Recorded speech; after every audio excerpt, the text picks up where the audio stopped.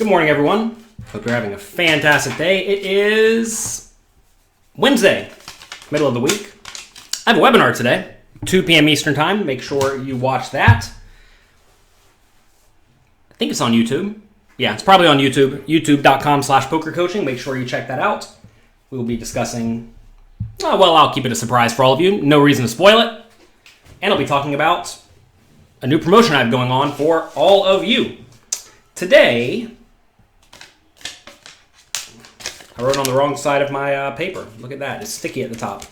That's what happens when you really have something on your mind. You don't even care which side of the paper you're writing on. Today I want to talk about being realistic. And the reason I want to talk about being realistic is because on the last episode, some of you thought I was being negative whenever I said that there's a chance we may be quarantined for quite a long time. Quarantine meaning, some sort of light mandate to stay inside, to wear masks, to, do whatever. And understand, I'm not a virologist, and I certainly don't know anything about public events, but it's a possibility. And I think it's actually a real possibility. And it's important to realize that all I'm looking for is the truth. I can be right or wrong about many things, but whenever you are on the side of I am trying to find whatever the right answer is, whenever you're presented with new information, your, call it opinion about things, gets to change. I think what happens to a lot of people is they wrap up their thoughts with some sort of a side. You see this happening in poker right now with GTO. People think, I'm either GTO or I'm not GTO, right? But in reality, it doesn't really matter. You're just making teams for no reason. And I get the idea that humans want to be on teams. Humans want to be on tribes, et cetera, et cetera. But at the same time, we are trying to be above all of that. And we are trying to find the truth and then make good decisions based on whatever the closest version of the truth is that we can possibly find. Now, this manifests itself in poker in many, many, many, many, many ways. For example, a lot of people just want to think that they're unlucky. They're convinced. They're pretty sure it's the case. But in reality, there's just a whole lot of variance in poker and in life, right? And they don't want to accept that. As Paulie says here, the truth is harder to deal with. The truth is often significantly harder to deal with.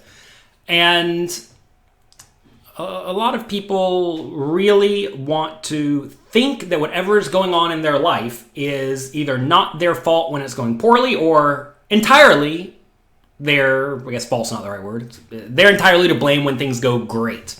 And that's just not necessarily how the world works. Long time ago, I learned that it is very important to be realistic. Not necessarily optimistic, not necessarily pessimistic, but realistic, right? So, there's a saying, hope for the best, plan for the worst. But there's also another saying, and that is that hope is a terrible strategy.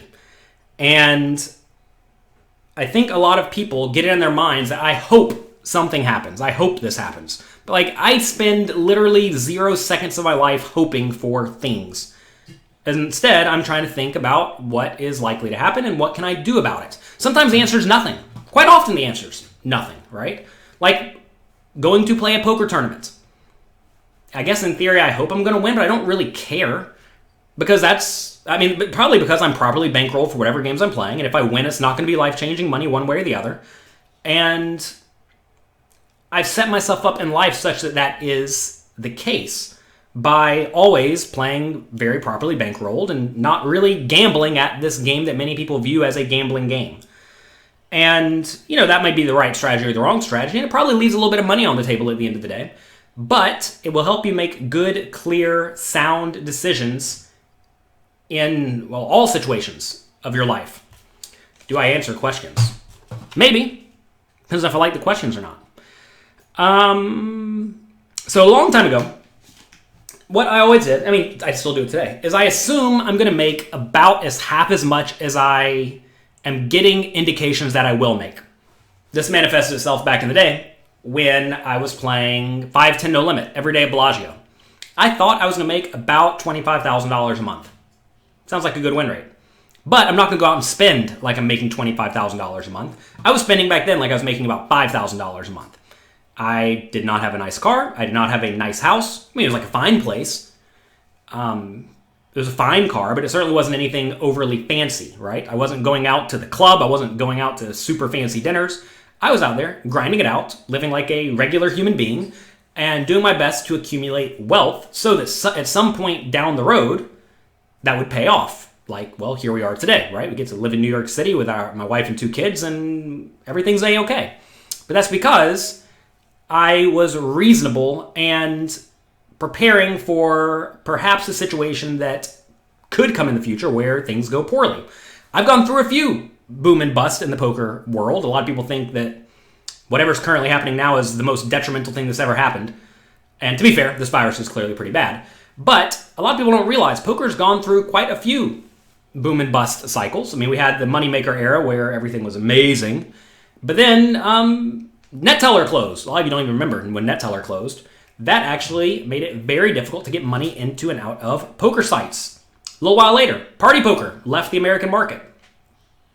That was very, very bad for me because the sit-and-goes became immediately unprofitable. That was the death of sit-and-goes right there. And the reason is because all the bad players on Party Poker quit, and all of the good players on Party Poker went to the other poker sites and made those games significantly tougher, which killed everyone's return on investment, which made everyone lose the rig. So, the game that I was good at died. What do you do when the game you are good at dies? Well, you sure better pivot very quickly, right? I pivoted very quickly to multi-table tournaments and cash games. Why both, you say? Well, because at that point in time, I was already decently well bankrolled. Because, again, I didn't spend any of my money. And also, I didn't know which one of these games was going to be the future. A little while later, I learned Pot Limit Omaha because I thought maybe that would be the future, even though that has not panned out. It's become a side game.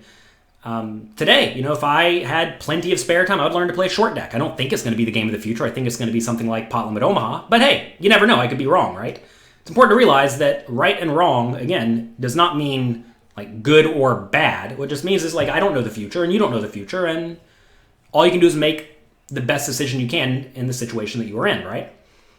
So, I always assumed that I won about half as much as my win rate demonstrated. Now, why would I do that?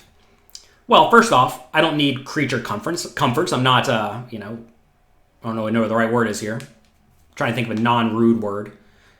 I'm not someone who needs to be pampered. How about that? And for that reason, as long as everything I'm in is within reason, right? We have a roof over our head. We have a bed. We're good to go, right? As long as the car can easily get us to and from the casino to play cards and I do not have to take it to the shop every other day, we're going to be good enough. And I think a lot of people think they have to have what other people have. And especially in this rough world of social media where people compare themselves to the absolute best version of everyone else, what inevitably happens is everyone thinks they're supposed to have everything. Whereas in reality, almost everyone has nothing. And you're comparing yourself to the people who have either worked their whole lives to get something. I mean, I'm only in a good position today because I've worked very, very, very hard for the last 15 years in this industry. And they also compare themselves to people who happen to be one of the few lucky people who were naturally blessed with rich parents, right? Or maybe they just got lucky and found themselves in a good spot. There are a few poker players who are filthy rich because of cryptocurrency, right? They're in the right place at the right time, they hit it big, and now they're rich. You can't look at those people and think that I should have that, or that should be me. Should is a word that will ruin your mindset because, well, in my mind, you should have what you actually have to some extent. It's a rough statement. Don't quote me on that one. Because obviously a lot of people start off in really bad spots, right? But you shouldn't have the nuts. That's what it amounts to. It's very, very difficult to be in the top 0.001% of human beings. It just is, right? It's not going to happen for probably everyone here. And that is A-okay. We're not going to have yachts and we're not going to have private jets, most likely. And that has to be okay with you, right? And sure, you can aspire to things. There's nothing wrong with aspiring to things. But don't just hope to run hot and get that thing, because you're not going to run hot and get that thing. I mean, good example is New York City, where I live. If you want to get a place that's like 5,000 square feet, like, a big house, a big house, a nice house, it probably costs something like $20 million in New York City. I'm probably never going to be able to spend $20 million on an apartment. It's just not going to happen. I can find $2 million for an apartment, but it's going to be pretty hard to find 20. Maybe when I'm like 70 years old, if everything just goes perfectly, maybe I can find myself a $20 million apartment. That said, I don't even want a $20 million apartment because I realize that it's nonsense, right? You only need a 5,000 square foot place if you have, enough people to fill a 5,000 square foot place. And by the time I'm 70, it's just going to be me and my wife most likely. And we don't need a 5,000 square foot place, right? So a lot of people think they need things that they don't actually need. Hopefully this quarantine has taught you that, if anything, you don't really need stuff like high fashion, right? If you're normally out there spending hundreds of dollars on shirts and shoes and pants, well, I know I've worn these poker coaching shirts, and I've worn gym shirts and gym pants basically every day for the last 2 weeks, and it's been A-okay, right? Now you may say, I want to look cool to people. Why? What's the purpose? How'd you make your money when I started playing poker? It's rare to be broke and begin with and get rich playing poker.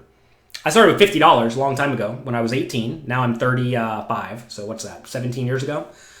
And I started with $50. I played Tiny Stakes Limit Hold'em. I turned that into, $50 into maybe $5,000. Then I started playing Sit and Goes. I turned that into $350,000. And that's when I was 21. I played all day, every day, and devoted my life to poker. It is rare to turn nothing into a decent amount of money from poker because most people don't actually dedicate their life to poker. They want to play on the weekends and spend the money on beer. If you play on the weekends and spend your money on beer, you're not going to make it. All right, let's see. Some of you had questions. You wanted me to answer questions. Let's see. What are these burning questions? Yesterday you had King 10 for, what's this? Third, fourth, not something like that. Opponent shoves on the turn, you lose. Such is life. Who cares? Get used to it. All right, you play poker for 2 years now just for fun. Like to make some money with it. What do you recommend you study? Go to PokerCoaching.com, sign up for the free trial membership, and do that. Your answer of read books or just gamble online is not the correct option, most likely. If you're going to read a book, I'll show it to you. Mastering Small Stakes No Limit Hold'em. This teaches you everything PokerCoaching.com is going to teach you. But it's a big book. It's a big book on range analysis. That's what it should be titled, The Big Book of Range Analysis. And this is it. Mastering Small Stakes No Limit Hold'em. That's what you need to get. Playing low stakes games, you have 6-5 suited for an open-ended straight flush draw. You check, early position player bets, you raise, he re-raises, you shove, and win. Good. Is shoving the right move? Depends on if you have fold equity or not.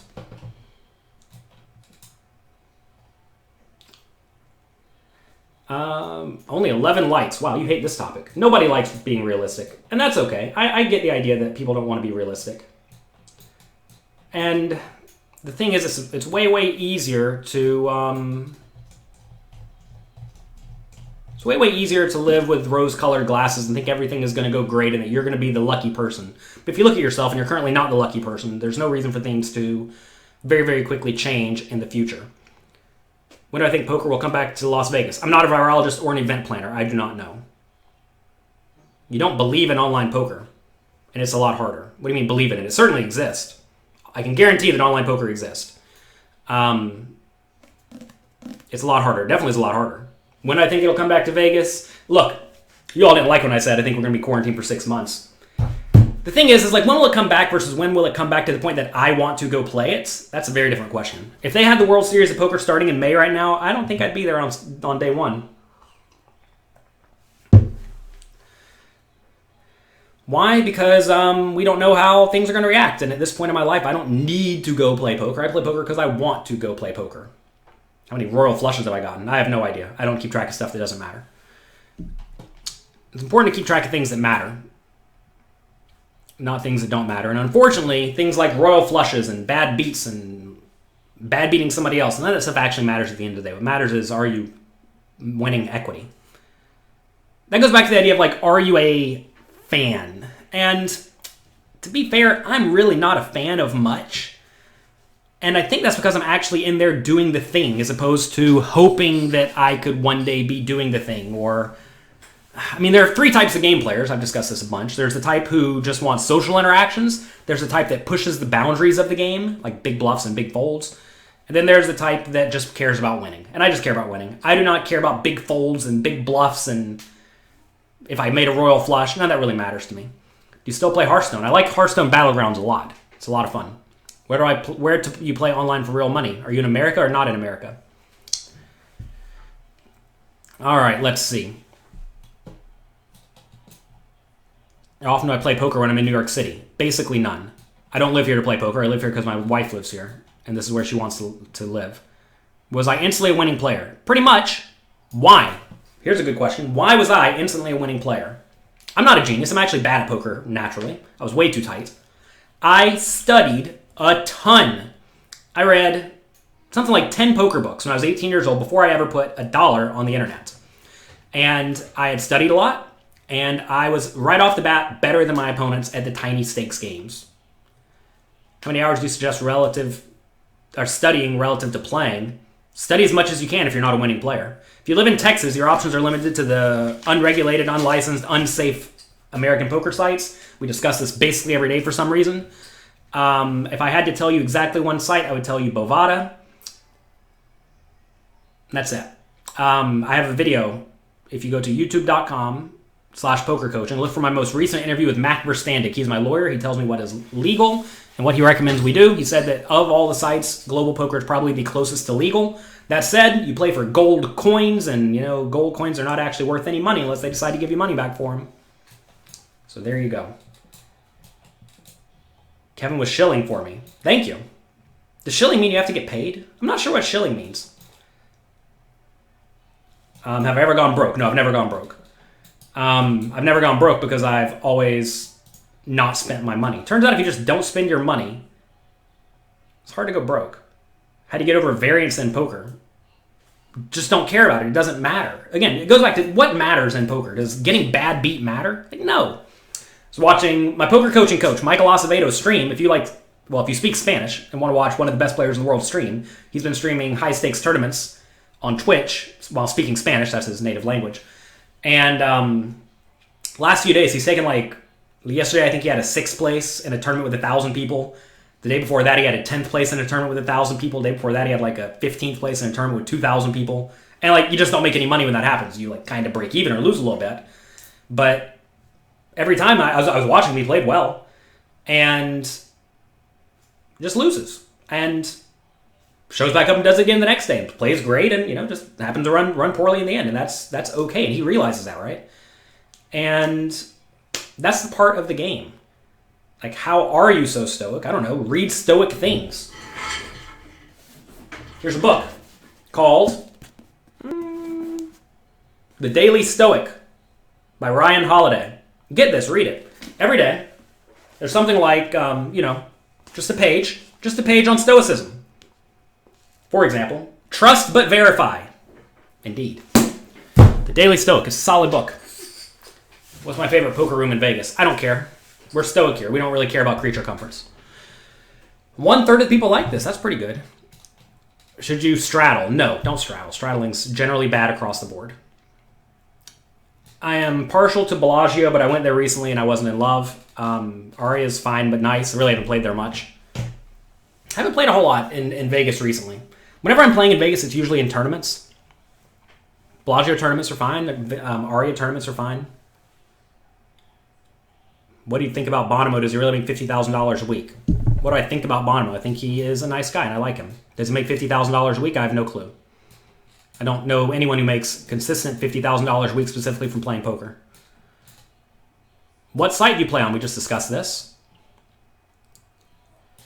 People just shove all in with pairs if you have ace-king. Do you call? If yes, out of 5 times, how many times is ace-king going to win? Well, that's just a math problem. But download the program Equilab, E-Q-U-I-L-A-B. I'll show you. Because, hey, why not? Download Equilab. It's completely free. It'll bring up this box here. You type in your hand, ace, king, offsuit. Type in your opponent's hand, pocket 2s. Click evaluate. Click stop. It'll show you right here you're going to win 47.32% of the time. There you go. You have your answer. How do I know when I'm being realistic and not overly optimistic or pessimistic? Oh, that's a tough question. You want to see what end of the spectrum your opinion lies. If it lies on one end or the other, very optimistic, very pessimistic. Like, you can look at them and tell, right? For example, take the virus, for example, since that's where we're living. One view is that everything will be perfectly fine by Easter. It's probably not going to happen. The other view is we're not going to leave our houses for 3 years. Probably not going to happen, right? Either one of those could be right, but I have no way of knowing. I'm just a poker player. I'm not a virologist, right? So what is the right answer? It's probably not Easter. It's probably not 3 years. Okay. So if you think it's Easter or 3 years, maybe you're being extreme. Maybe you're not. Who knows? I think 3 years is way more likely than Easter at this point. But, again, that's just me. How do you know when you're being realistic? I mean, that's a tough question. I think it comes from observing the world and realizing that your thoughts are not all that actually matter. Being empathetic is highly important. Being able to look at situations from everyone else's point of view or other people's point of view will let you understand how other people view things and how things are actually happening. I mean, the virus is a tough one because all of our information comes from the news and from social media, which is probably really wrong. I think a lot of people don't like that idea either, that what you consume very easily could just be straight up inaccurate. Look at YouTube poker content. There's a lot of players out there teaching people to play really, really bad poker. And people look at it and observe it and think it's good. And there have been people out there who make content with the idea of people are going to pay me to teach them. And then they say in their content, oh, I actually did this wrong on purpose because I want to trick all the people who are watching me stream, which sounds like really, really bad to me. But that's the people some people look up to. They think that's good behavior to actively deceive their audience. And that's like hard for me to wrap my mind around. Like, in what world would I ever try to blatantly deceive all of you for fun? It's like, it's absurd. It's actually absurd. But hey, it's what some people do, and some people like that, and they like it. So if that's the case, where are we going on this? How do we get on this tangent? You all get me on tangents. Basically, how do we know which side of the spectrum we're on? Or how do we know if we're being pessimistic or optimistic? I guess you don't. That's the answer. You just have to make the best decisions you can with the experience and the knowledge that you have. When you say Bovada, you're rolling ignition into that. Bovada, Bodog, ignition, they're all the same thing. Bodog was a site a long time ago. They basically got shut down by the government. They immediately pivoted to Bovada. I think Bovada got shut down by the government. They immediately pivoted to ignition. That company has done an A-plus job of skirting laws and regulations, which is why, like I told you, if I had to pick a place, like if you told me I had to put $10,000 on a poker site today, I have to. I have to put it on one of the shady American sites. Which one do I think is going to have it in a year? Probably be Bodog, Ignition, Bovada. But I sure wouldn't put a penny on it. I have $0 in every one of those sites. What are my thoughts on ACR? I would definitely not put any money on that site. Unless, of course, I didn't care about it. If you don't care about your money and you don't care about playing against bots and the site going down all the time and being colluded against and all of that, then, feel free to play. That's the thing. Like, you tell people not to do stuff, but if you don't care if you're going to be cheated or not paid, or the site may be full of bots, or the site may crash and they don't pay you out appropriately. If you don't care about any of that stuff, then sure, play there. But hey, if you do care about those things, it's probably not a good place for you to play. Win Encore has a great room. I've never actually played there. I've only played tournaments there, but I had a good time. It was nice. PokerStars all the way. Yeah, PokerStars, Party Poker, 888. All the sites that are big sites run by publicly owned companies are probably pretty good. Do you believe sunglasses help you in any way? Believe. They either do or they don't. I think they probably actually do increase your ROI at tough games. I would never, ever, ever wear sunglasses in soft games, because in soft games, your most important concern is keeping the game soft. And when you start taking the game seriously, which, putting sunglasses on does, that will make other people start playing seriously. You really don't want that. What are key things to focus on if you want to play small stakes today? Playing great. Learn to play fundamentally sound and adjust accordingly. Equalab is free. You're probably thinking of Power Equilab. Power Equilab is a much more advanced version, but just Google Equilab, it'll come right up. Do you track your live results? Yes. I just use Excel. But there are various phone apps that you can use. I was using one a long time ago and it was working great, but then all of a sudden they just decided to stop uploading it or updating it, probably because they didn't make any money. Turns out a lot of people don't like doing things when they don't make any money from it. But you have to realize that a lot of people in the poker space do things because of passion, right? I had a training site, still have a training site. I had a training site that was for about 10 years very unprofitable. Every month I was losing about $5,000 just paying it for about 10 years. What is that? $600,000. I just sat there and paid because I was happy to support the poker community and give out good content, right? I mean, now I make money from it, and we're scaling up and ramping up. But hey, that could die. That literally could die tomorrow, and I would still keep doing it, even if I was losing money. Why is that? Because I like to help the community.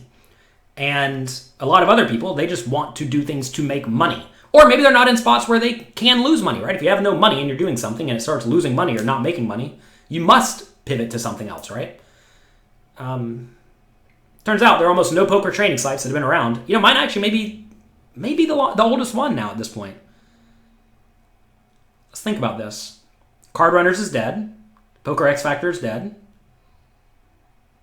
Tournament Poker Edge has been around for a long time, but I think we were before them. Again, we've been through many iterations.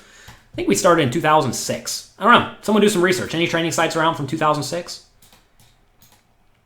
Again, it's pivoted. Names changed. So, do you count it as the same site if the names change? Who knows? Do you have any hobbies? Teaching people to play poker. Thanks for the Instapoker packs. You're welcome. If you like Instapoker, check out PokerCoaching.com. It's basically the same thing, but more advanced.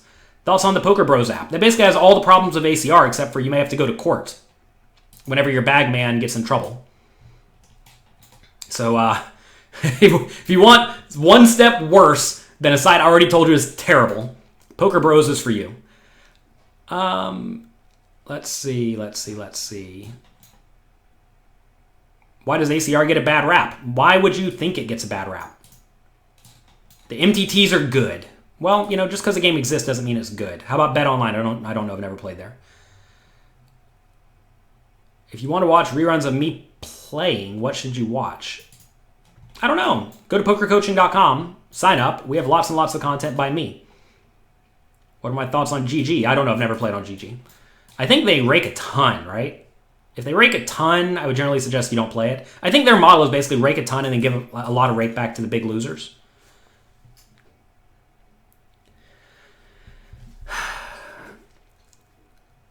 Should you consider going back to 2.5 big blind opening raises? You should raise based on what your opponent's doing correctly, most likely. You want to min raise when your opponents are going to fold a little bit too often. You want to make it 2.5x when they're going to perhaps call a little bit too often, right?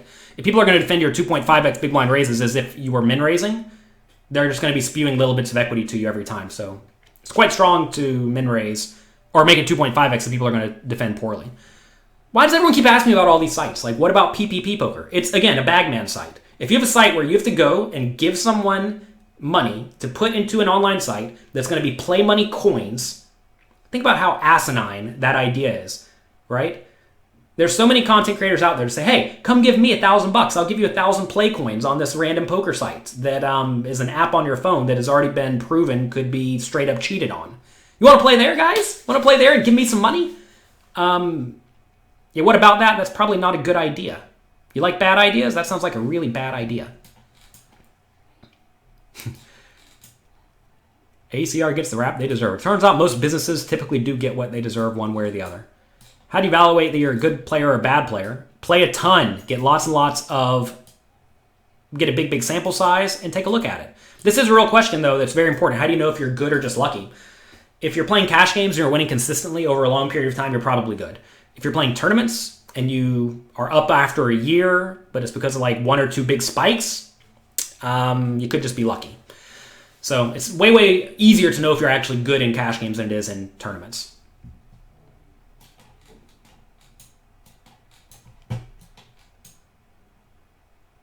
Let's see. Have I watched Finding Equilibrium videos on YouTube? A little bit. Upswing. Upswing is a very new site. I don't know if you all know this. It's a very, very new training site. Run It Once, I think, came around in like 2010. All of you do not know your poker history. Come on, everyone.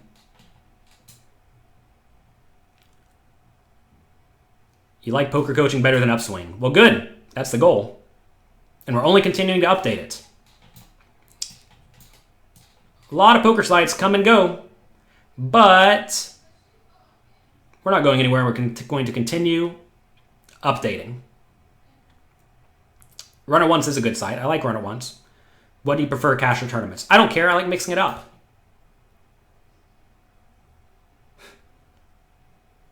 Why does ACR have a lot of A-list poker players? I don't know many A-list poker players on ACR. What does A-list mean? As far as I know... Well, first off, how many A-list poker players are there? Like 20? Right. Do they have Phil Hellmuth? I don't think so. Do they have Miguel Negreanu? I don't think so. Do they have Doyle? I don't think so. Do they have, to go through the list. Not a lot of people. Are there any programs that help you study ICM? Yes, ICMizer. You all got me so off topic here right now. All right.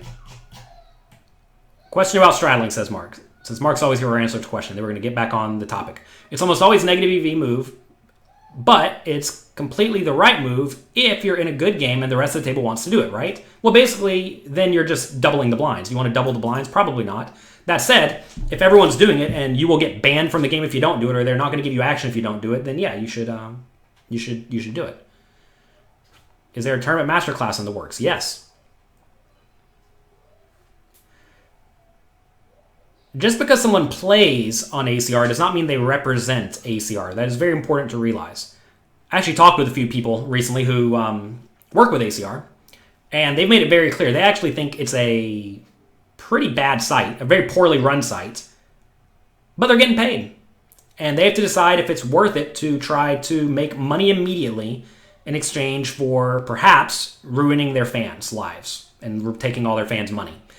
And I mean, like, if you told me I had to promote a site that was shady, would I promote one of the Bagman apps, or would I promote Ignition /ACR /Global Poker? I'd promote the ones that are actual websites first. But I wouldn't promote any of them because I don't need to do that at this point in life, right? And I would not do that to all of you. I'm not trying to screw all of you, believe it or not. Let's get back on topic. Be realistic. Be realistic. It's a good example of being realistic, right? Imagine you're a poker player and you have no money, or little to no money, but ACR comes to you and says they'll give you $10,000 a month to be their shill. All you have to do is play on ACR, say it's great, give people a sign-up code, try to get them to sign up, and that's all you got to do. Would you do that for $10,000 a month if you made no money, if you had literal no money? It's a tough thing because I don't know if I can answer that question because I'm not in that position. If you have no options, though, guess it is what it is. Oh! Hi, friend. Come here. You got a chair? Special guest James? Are you going to stand up or are you going to sit? Stand up. You're going to stand up on the chair? Yeah. Okay. Hi. What are you doing, Mommy? Oh. Hello. Oh, come in the picture. We got to scoot over a little bit. Mr. James is here. We have a special guest. They're here. We have a special guest. How are you? Look at your hair. It's so long. Do you need a haircut? Yeah. Yeah? I need a haircut. My hair's so long. Yeah. What are you doing today? That. If you had no money, would you promote a site that is very likely to ruin your fans' lives?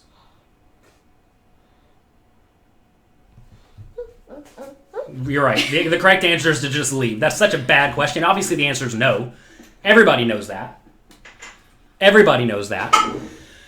Let's see. Okay. Back on the topic. When you go into a poker tournament, trying to be realistic. James. Don't be making noise.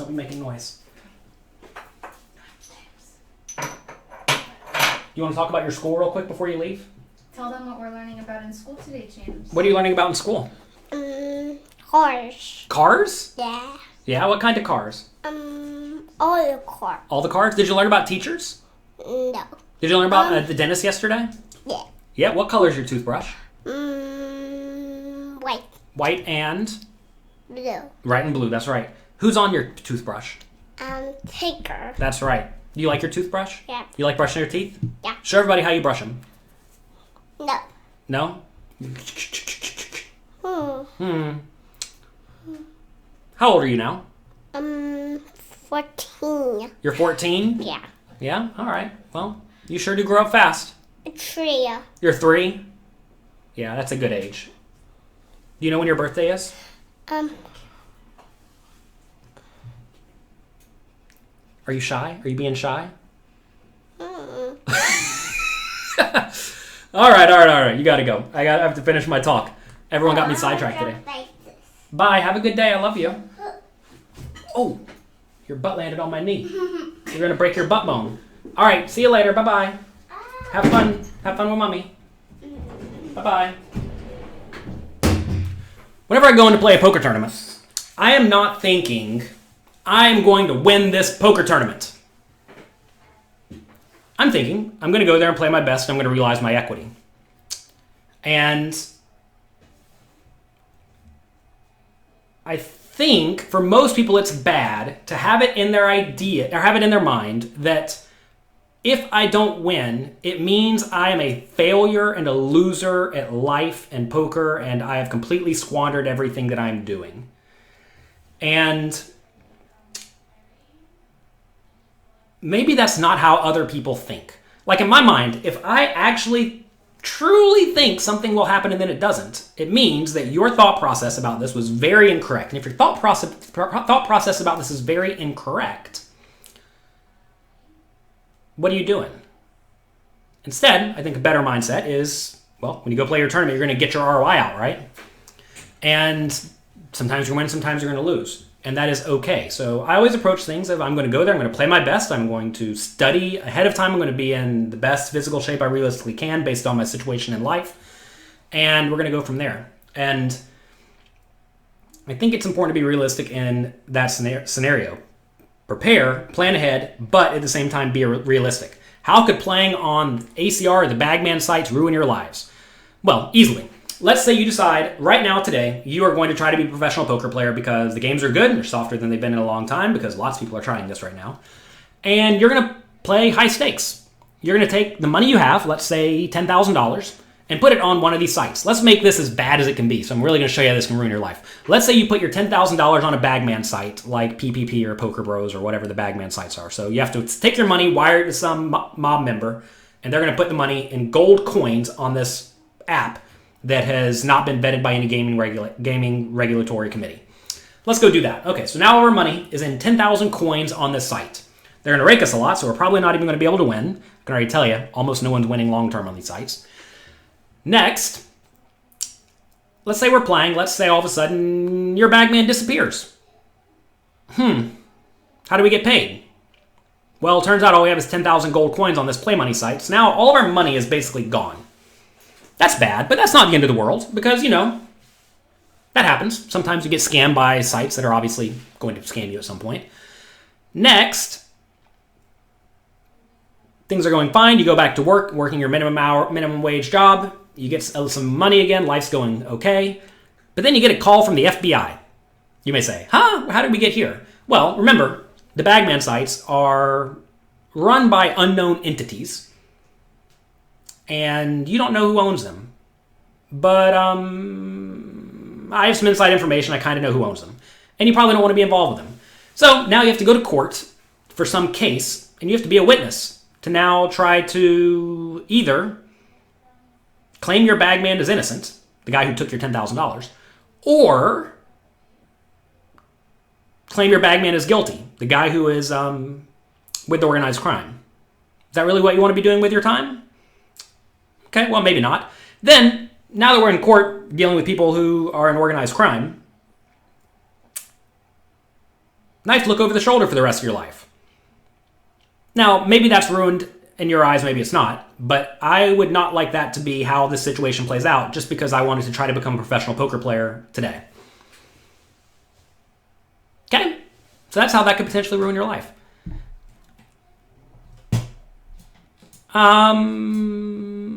That said, there are ways around that. Obviously, don't play on the Bagman sites. That's just a terrible idea. Play on the sites where you deposit in and out anonymously, and keep the minimum amount of money on there, absolute minimum. That said, if you're keeping the minimum on there, you're not going to be able to make any real money because, I mean, what's the minimum to make good money? You need like $5,000 on there, right? That said, again, if you're already well properly bankrolled, then $5,000 is nothing, right? Like if you told me I'm going to put $5,000 on one of these sites to play a super soft tournament, it's probably just fine. I should probably be doing it, honestly, on Sundays, but I have a bit more self-respect than that. Self-respect, so that sounds so pompous, doesn't it? That's not the right word. I'm not good at words today, apparently. We got to realize sometimes we're having jokes here.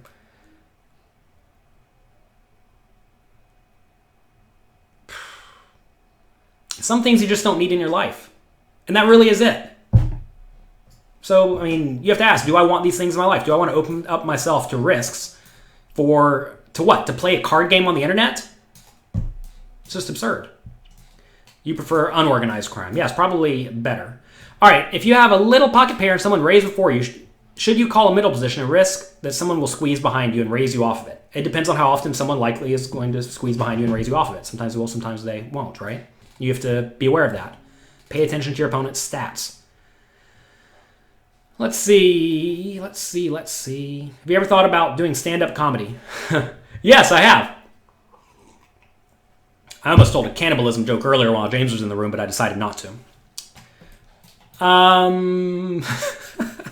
Where are we going today? All right. Troll eviscerated. I mean, I don't think the person there was trolling when they asked what bad could actually happen by playing on these sites. I think as long as you are smart with most things, you can protect yourself reasonably well, right? And you can ask, like, how could things go bad in anything, right? I mean, like, everything could go horribly wrong. The question is, how likely is it to go horribly wrong? I don't think you're going to end up in court to try to prosecute organized crime because you played online poker with a site that was shady. Odds that's very low. Odds your money gets taken at some point is actually very high. If you look at history is very important here. Almost every site that is operated within America has died over the last, since it started, right? Which ones have survived? Bovada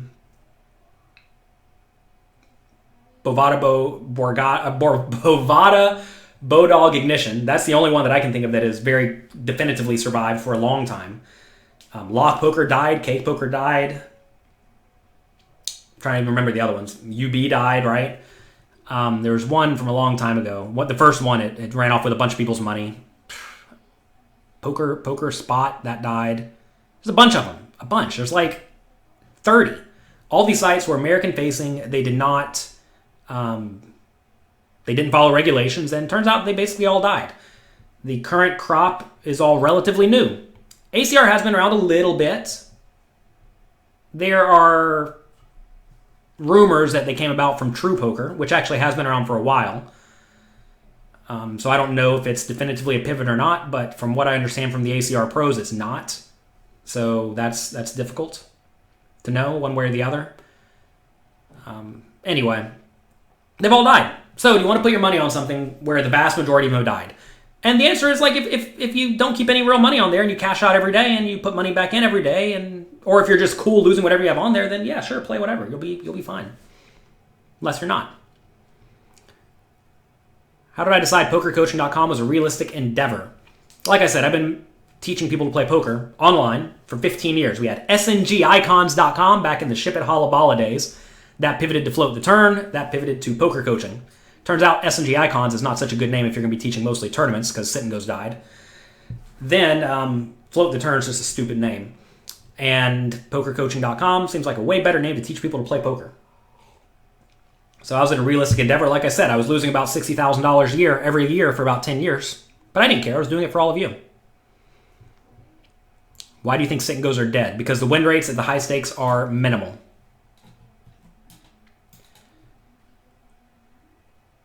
Should you move your money from stars to party poker for rakeback reasons? That's a tough one to know. I would tell you to play and see what the win rates look like, right? I don't know the different win rates between the various games. I know Stars is difficult. I know Party is thought to be pretty difficult as well. Turns out, games get tougher as they typically get more licensed and regulated because that's where the pros are actually willing to keep their money. What are my thoughts on Phil Galfond running hot? We talked about this last time. What do you mean by beating sit and goes for a small amount? If you look at sit and goes, your win rate is very, very, very tiny. And at the point when you get to like $30 buying games and higher, you can't really win much money. Everybody's losing a few percent. So the winners are winning because of rakeback programs. And I would tell you, it's a very important concept, do not play and really base your life around rakeback programs. If you followed poker for even a year or two, you know what happened on PokerStars, right? They people devoted like a year of their life to try to get a good rakeback reward tier, Supernova Elite, and then PokerStars got bought by some company, reorganized, call it what you want, and then they decided to take away Supernova Elite. And what happened to all those people? They devoted a year of their life to this, and now they get nothing instead of $200,000 they thought they were getting. Imagine you were promised $200K, and then you just didn't get it. Well, that's what happens when you're a rakeback pro. So don't count on that.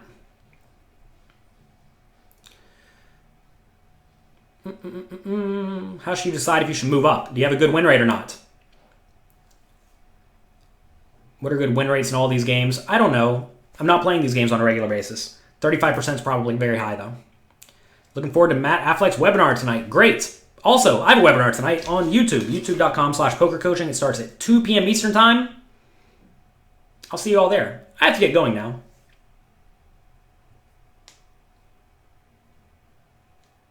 Hope you all enjoy yourselves. I'm not following Heads Up Pot Limit Omaha challenges all that much. Why not? Because, well, I have stuff going on, and I don't know anything about Heads Up Pot Limit Omaha. I typically follow things that I care about and enjoy. And, you know, while I do like Phil Galfond, and I care about Phil Galfond, I don't actually care about Heads Up Pot Limit Omaha in the least bit. Tutorials on solve work for poker coaching. Well, Matt Affleck already does this a decent amount, but also he is in the process of making some videos on specifically how to use various programs because you all ask for it enough. Turns out if you all ask me for stuff enough, I'll make it happen. That's one of the nice things about this life is I can make stuff happen. So whatever you all want, if I don't have it already, we will make it for you. So that's going to be it for today. Hope you enjoy yourselves. What would I recommend for ACR-only players? I'd recommend they do something else with their lives. Good luck, have fun. Look. Can I start streaming my play? I don't play. I do not play at home from New York. I have way too much going on. Believe it or not, you all are a full-time job. Taking care of all of you takes all day, every day. I'm not getting nearly as much done as I used to. I'm kind of bummed about that. Currently, if you want to know what I sit here and do all day, well, today, from 2 until 6 I've been doing a webinar for an hour and a half, and then I have 2.5 hours to work on excelling at Tough No Limit Hold'em games, my new book that's coming out at some point. So we're like in the final editing process of that. Next, I'm working on a beginner course that's almost done. We will be releasing that in about 2 weeks. 19-part course to teach you to go from being, well, know nothing at all about poker to pretty decent. And then I'm working on the tournament course. That's becoming huge. That thing might actually be like 300 parts long. 300 parts is a lot. I don't know if I actually need to make such an in-depth advanced course, but I see what a lot of the other sites have out there that they're charging like $1,500 for, and it's like minimal. And I'm thinking, my God, people are paying $1,500 for something that's not even all that in-depth. And I just can't comprehend it. So anyway, working on that, working on a PREFLOP app. I see all these PREFLOP apps out there that are just like straight up wrong or not in depth at all. We have solved many PREFLOP scenarios. We have 6-handed 100 big blinds, all the shallower stacks with an ante in play, etc. We have something like 80,000 PREFLOP range charts for basically every scenario. We're in the process of making that into an in-depth app / web application. Because I want to give all of you accurate information. I'm pretty annoyed that a lot of the information out there is just straight up wrong or bad.